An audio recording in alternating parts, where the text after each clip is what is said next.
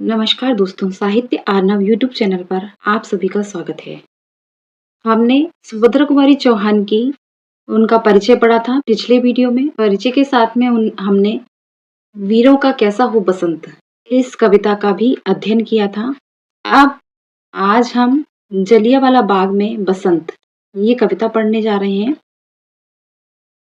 जो लोग चैनल से जुड़ गए हैं वो चैनल को सब्सक्राइब कर लें, बेल आइकन को प्रेस करें।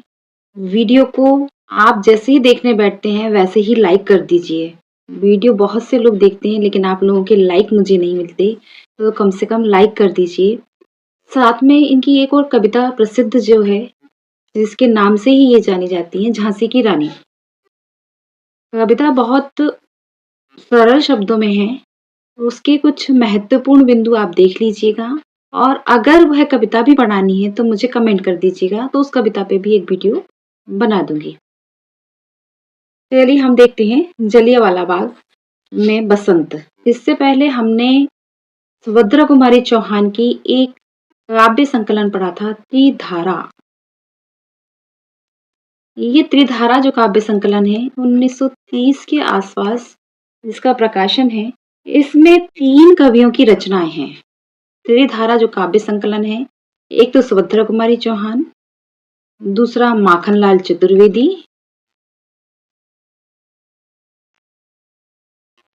और तीसरा है केशव प्रसाद पाठक। केशव प्रसाद पाठक। ये त्रिधारा जो है वो इन 3 कवियों का, सुभद्रा कुमारी चौहान, इन तीनों कवियों की कविताएं उसमें संकलित हैं। ये महत्वपूर्ण बिंदु है, ध्यान में रखिएगा। इसको पूछा जा सकता है कि त्रिधारा जो काव्य संग्रह है उसमें सुभद्रा कुमारी चौहान के साथ और किन कवियों का नाम है, या और किन कवियों की कविताएं संकलित हैं। इसको ध्यान रखिएगा। चलिए अब हम पढ़ते हैं जलियांवाला बाग में बसंत। सबसे पहले ये समझिए कि जलियांवाला बाग है क्या। ये अमृतसर जिले में है। 13 अप्रैल 1919, 13 अप्रैल 1919 में ये हृदय विदारक घटना हुई थी, जिसने पूरे देश को हिलाकर रख दिया था। जलियांवाला बाग में 13 अप्रैल 1919 को अमृतसर में स्थित है। अमृतसर के जलियांवाला बाग में बैसाखी के अवसर पर बहुत बड़ी संख्या में लोग इकट्ठा हो रहे थे किसी सभा के लिए। लेकिन चूंकि उस समय पर अंग्रेजी शासन था, तो जो ब्रिटिश अधिकारी जनरल डायर ने बिना किसी चेतावनी के निहत्थी भीड़ पर गोली चलाने का आदेश दे दिया। इस घटना में बच्चे, युवा, वृद्ध, महिला और पुरुष, क्योंकि वो एक सभा के लिए गए थे, उन्हें नहीं पता था कि वे अपनी मौत को गले लगाने जा रहे हैं और वहां अचानक इस तरह से गोलीबारी हो जाएगी।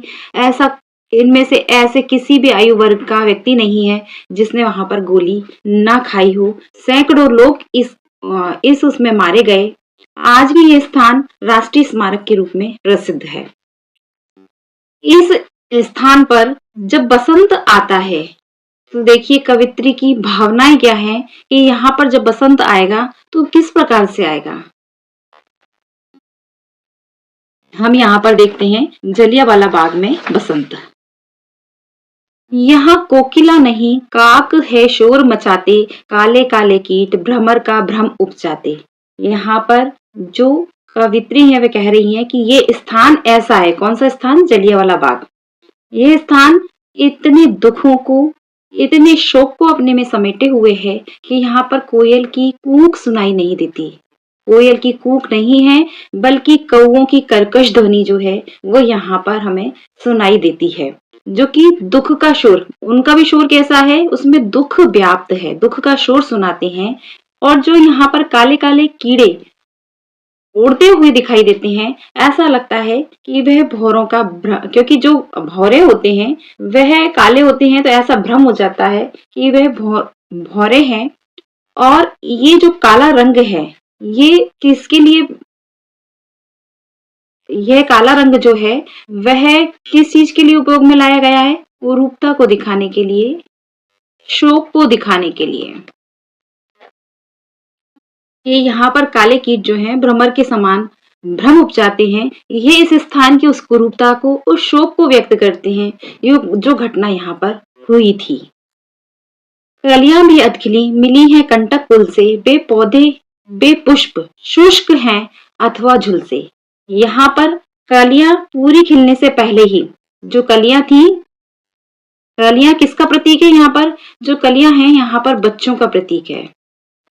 कलियां अर्ध खिली थी, पूरी तरह से खिलने से पहले ही वो कलियां क्या हो गई? कांटों में मिल गई या फिर मृत्यु को प्राप्त हो गई। दुखों का उन पर भार टूट पड़ा। बेपौधे और बाग की जो हरियाली है वह क्या हो चुकी है? खत्म हो चुकी है। जो पौधे हैं फूल सूख गए हैं और झुलसे हुए हैं, शुष्क हैं, मतलब शुष्क हैं और झुलसे हुए हैं, सूख चुके हैं, क्योंकि वहां जीवन की जगह मृत्यु ने तांडव किया था। ये सब किस चीज के प्रतीक है? कि यहाँ पर एक समय ऐसा आया था जहां पर मृत्यु का तांडव हुआ था, जहां पर मृत्यु ने अपने पैर पसारे थे, जहां पौधे पुष्प इस जगह की जितनी भी चीजें हैं वे कैसी हो चुकी हैं? नीरस हो चुकी हैं, झुलस चुकी हैं। उनमें कोई भी किसी भी प्रकार की हरियाली या किसी भी प्रकार की सुंदरता नहीं है। परिमलहीन पराग दाग सा बना पड़ा है। हाँ, यह प्यारा बाग खून से सना पड़ा है। अब उसकी जो वास्तविक स्थिति है वह बताती है कि जो परिमल है, फूलों का जो पराग है, वह पराग क्या है? अब दाग सा बना पड़ा है। अब सुगंधित नहीं रहा। कैसा नहीं रहा? सुगंधित नहीं है, बल्कि वह इस बाग में खून से सना पड़ा है, क्योंकि इस बाग में निर्मम लोगों की, निहत्थे लोगों की हत्या हुई है और पूरा बाग खून से सन गया था। तो यहाँ का जो पराग है वह एक कलंक की तरह और दाग की तरह इस धरती पर दिखाई देता है। आगे वह कहती हैं, आओ प्रिय ऋतुराज किंतु धीरे से आना, यह है शोक का स्थान, शोक स्थान यहाँ मत शोर मचाना।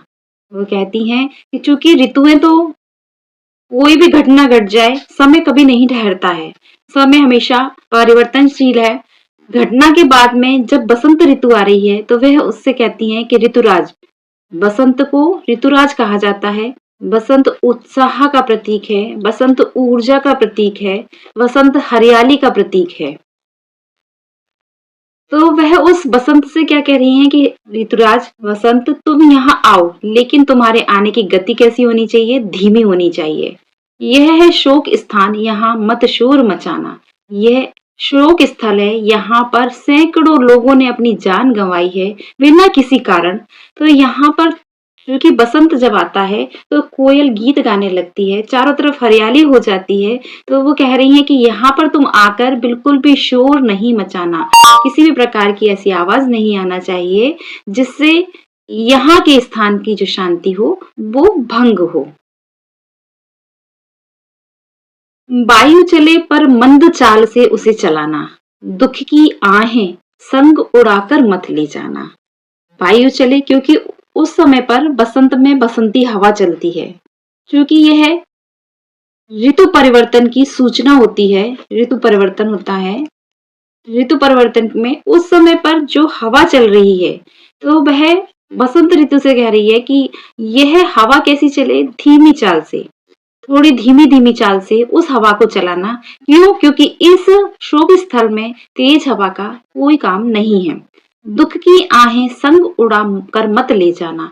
इस जगह पर आज भी उन लोगों की आहें, उन लोगों की टीसें हैं, लेकिन तुम उनको उस हवा के साथ में उड़ाकर मत ले जाना। मतलब जो कवित्री हैं वो कह रही हैं कि जो गति है हवा की वो धीमी होना चाहिए और धीमी गति के साथ में यहाँ पर जो शहीद हैं उनकी यादें जो बिखरी पड़ी हैं, उनकी जो आहें हैं, उनको हवा से उड़ाकर मत ले जाना। सामान्यतः ये माना जाता है कि हवा जब चलती है तो हवा के साथ में यदि परागकण हो तो उड़ जाती हैं, खुशबू हो तो वो बिखर जाती है और पानी अगर आ रहा हो तो हवा के साथ हवा तेज होने पर वह पानी भी उड़ जाता है, चला जाता है, पानी नहीं बरस पाता है। इसलिए यहाँ कहा गया, इसलिए उन्होंने कहा कि अपने साथ इन शहीदों की जो आहें हैं, जो दुख है उसको उड़ाकर मत ले जाना। कोकिल गावे किंतु राग रोने का गावे।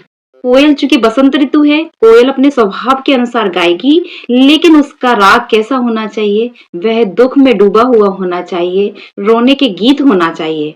भ्रमर करे गुंजार, कष्ट की कथा सुनावे। निश्चित रूप से इस समय पे भौरे जो हैं उनकी गुंजार होगी, भौरों की आवाज सुनाई देगी, लेकिन उनके उस स्वर में इस जगह की कष्ट की कथा उसमें होनी चाहिए। ये भौरे जो गुंजार कर रहे हैं, भौरों की जो आवाज है उसमें उन शहीदों के कष्ट, उन शहीदों की बलिदान और देश प्रेम की कथा जो है वह उसके साथ में होना चाहिए। लाना संग में पुष्प, न हो वे अधिक सजीले, हो सुगंध भी मंद, ओस से कुछ कुछ गीले।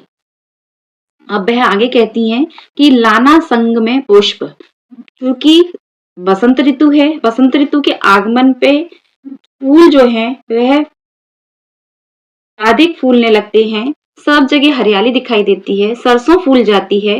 तो वह कह रही हैं कि चूंकि बसंत ऋतु है तो पुष्प तो होंगे ही। तो वो कहती है इस स्थान पर जब आना, लाना संग में पुष्प, अपने साथ में फूल तो लाना, लेकिन बहुत अधिक वह चमकीले ना हो, सजीले ना हो, सजावटी फूल ना हो सुगंध भी मंद, और उनकी खुशबू भी कैसी हो, कम हो और ऐसी हो जैसे कि ओस में कुछ डूबे हुए, ओस से गीले हुए जो फूल हैं, वह तुम लेकर आना तो ऐसा लगेगा कि मानो फूल भी शहीदों के गम में आंसू बहा रहे हैं। किंतु न तुम उपहार भाव आकर दर्शाना, स्मृति में पूजा हेतु यहाँ थोड़े बिखराना। सोचिए कितनी सुंदर उन्होंने अभिव्यक्ति की है उस जलियांवाला बाग में कि अगर वहां पर चूंकि ऋतुएं तो हर एक ऋतु आएगी, बसंत ऋतु भी आएगी, शरद ऋतु भी आएगी, लेकिन वसंत ऋतु के आगमन पर जिस तरह की हरियाली, उत्साह और ऊर्जा होती है, उसमें किस प्रकार से जलियांवाला बाग में उनका उसका भाव होना चाहिए, वह कवित्री ने यहाँ व्यक्त किया है। ये केवल जलियांवाला बाग में बसंत ऋतु का भाव नहीं है, बल्कि वहां पर यदि कोई भी व्यक्ति जाता है तो उसका भाव भी यही होना चाहिए कि वह वहां केवल घूमने या किसी मनोरंजन की दृष्टि से नहीं जाए, क्योंकि वह भी, यह स्थान आज भी एक राष्ट्रीय स्मारक के रूप में प्रसिद्ध है। तो महसूस करें कि कितने लोगों के प्राण जो है वहां पर दफन हो गए हैं। कहती है किंतु तुम उपहार भाव आकर दर्शाना, कि तुम जब यहाँ आकर फूल लेकर आओगे, लेकिन कैसे फूल होंगे? सजावटी नहीं होंगे, सुगंध होगी, धीमी होगी, लेकिन फूल कैसे होंगे? उन पर ओस की बूंदें लगी होंगी जो वहां आंसू का प्रतीक होंगी। उनको तुम जब यहाँ दोगे तो ऐसे मत देना जैसे कि तुमने उपहार दिया है, और तुम्हारा व्यवहार ऐसा होना चाहिए कि वो उपहार ना लगे, किसी प्रकार की भेंट नहीं लगनी चाहिए, बल्कि क्या लगना चाहिए? बस उन महान शहीदों की याद में श्रद्धा के साथ थोड़े से फूल इस धरती पर तुम बिखेर देना, क्योंकि बसंत ऋतु में फूल बिखरे रहते हैं। तो कह रही हैं कि इस धरती पर थोड़े से फूल बिखेर देना, ऐसा प्रतीत होना चाहिए कि तुमने वास्तव में उन महान शहीदों की याद में, उनकी स्मृति में, उनकी पूजा में श्रद्धा भाव से वो फूल वहां पर बिखरा दिए हैं। कोमल बालक मरे यहाँ गोली खाकर, कलियां उनके लिए गिराना थोड़ी लाकर। अब वो कह रही हैं कि इस स्थान पर जो कोमल कोमल यानी कि जो सुकुमार थे, मासूम थे, सुकुमार और मासूम बच्चे अंग्रेजी हुकूमत की गोलियों के शिकार होकर शहीद हुए थे। उन नन्हे बच्चों की कोमलता को याद करते हुए तुम यहाँ खिले हुए फूल नहीं लाना, बल्कि क्या लेकर आओगे? कलियां उनके लिए गिराना। उनके लिए तुम यहाँ पर कलियां लेकर आना और उन कलियों को यहाँ पर बिखेर देना, क्योंकि जो बच्चे हैं वह उन कलियों के समान, अधखिली कलियों के समान थे, अल्प आयु थे, अबोध थे, इसलिए उनके सम्मान में तुम कलियां लाकर थोड़ी सी बिखेर देना। आशाओं से भरे हृदय भी छिन्न हुए हैं, अपने प्रिय परिवार देश से भिन्न हुए हैं। यहाँ ऐसे युवा लोग भी मारे गए हैं जिनके हृदय में भविष्य और देश के लिए ढेरों उम्मीदें थी। ऐसे उम्मीदों से भरे हुए जो हृदय हैं, यहाँ आप आकर क्या हो गए? हमेशा के लिए अपने परिवार से और अपने प्राणों से अलग हो गए हैं। अपने प्रिय परिवार से, देश से भिन्न हुए, क्योंकि वे मृत्यु को प्राप्त हो गए, तो उनका उनका परिवार और देश, इन दोनों चीजों से, परिवार से और देश से वह अलग हो गए हैं। क्यों? क्योंकि वह मृत्यु को प्राप्त हो गए हैं। उनकी जो आशाएं हैं वह अधूरी रह गई हैं। इन अधूरी आशाओं का हमें सम्मान करना चाहिए। कुछ कलियां अधखिली यहाँ इसलिए चढ़ाना, करके उनकी याद अश्रु की ओस बहाना। आगे वे कहती हैं कि जो युवा अभी तक पूरी तरह से अपना जीवन भी नहीं जी पाए थे, ऐसे युवाओं की याद में तुम अधकली कलियां, जो कलियां अभी पूरी तरह से खिली नहीं है, क्योंकि ये वह उन युवाओं का प्रतीक है जिनका अभी जीवन पूर्ण नहीं हुआ था, जिन्होंने जीवन भी नहीं जिया था।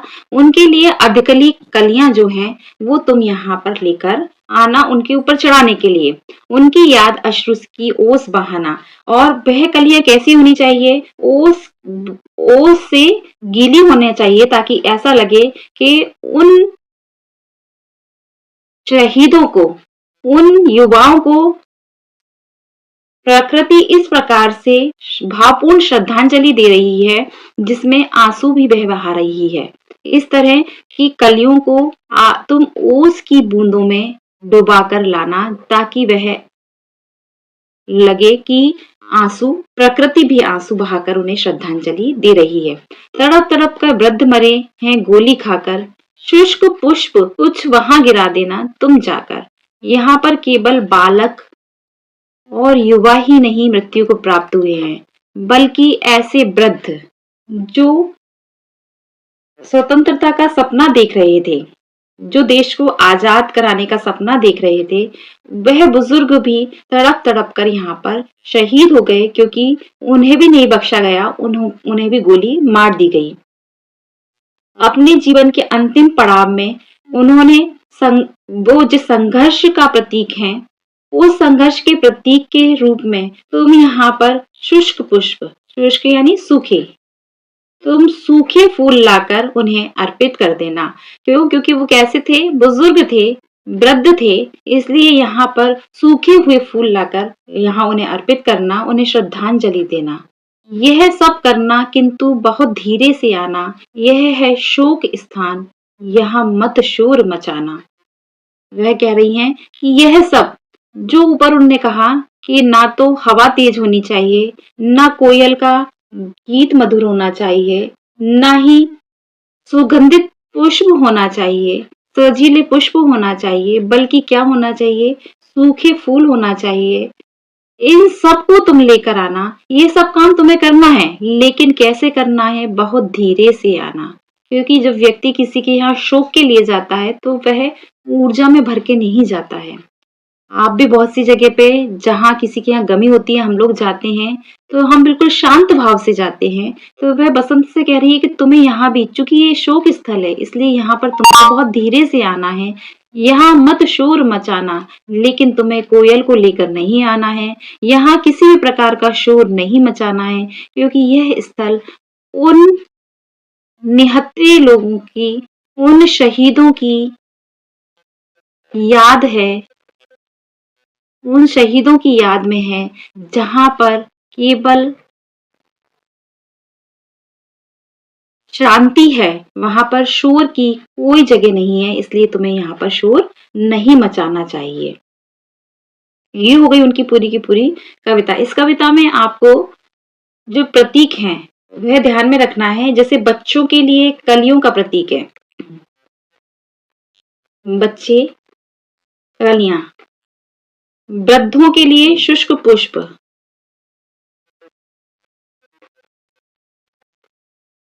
शुष्क पुष्प किसको कहा गया है? वृद्धों के लिए कहा गया है। और जहां पर युवा, अधखिली कलियां, अधखिली कलियां किसको कहा गया है? युवा, ऐसी युवा पीढ़ी जिसका जीवन अभी बाकी था, जिन्होंने जिंदगी नहीं जी, ऐसी युवा पीढ़ी को उन्होंने अधखिली कलियां कहा है। ये हो गई आपकी कविता वीरों का जलियांवाला बाग में बसंत। वीरों का कैसा हो बसंत ये हम पढ़ चुके हैं, और ये जलियांवाला बाग में बसंत कविता आपकी हो गई। ये वीडियो आपको कैसा लगा आप जरूर कमेंट करके बताएं। झांसी की रानी कविता,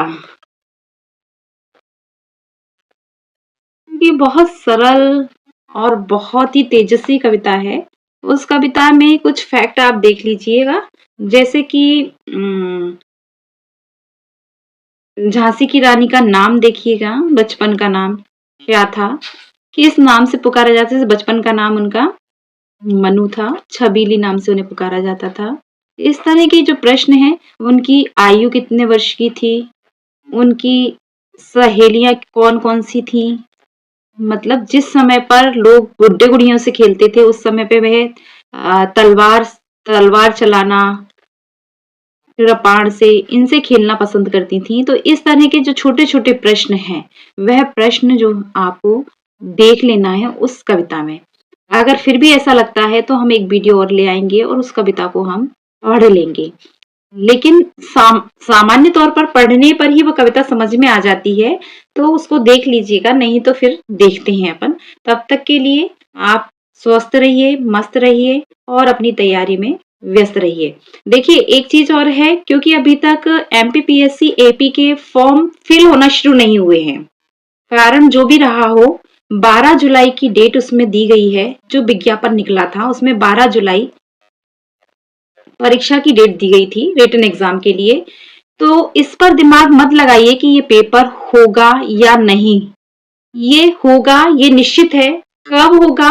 हो सकता है कि 12 जुलाई से आगे की डेट सरक जाए, हो सकता है कि 12 जुलाई को हो जाए, लेकिन तैयारी तो हमारी होना चाहिए। पेपर तो देना ही है, चाहे आज नहीं तो कल। तो पेपर होना निश्चित है, इसलिए तैयारी अपनी बराबर करते रहिएगा और तैयारी के साथ में जीके की तैयारी भी करते रहिएगा।